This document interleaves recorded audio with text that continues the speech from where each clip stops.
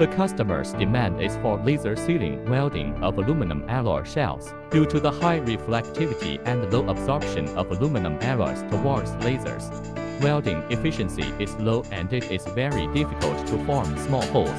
So it is necessary to choose appropriate laser type, wavelength, power and other parameters to improve the laser absorption rate and welding end. Based on our company's years of welding experience, by selecting appropriate filling materials, auxiliary gases, preheating temperature and other process conditions, and selecting appropriate processing equipment, we can perfectly avoid problems such as cracks. Next, let's take a look at the welding. We have extensive experience in laser sealing welding with different materials and structures. For more information on laser sealing welding, please contact Jimmy Laser.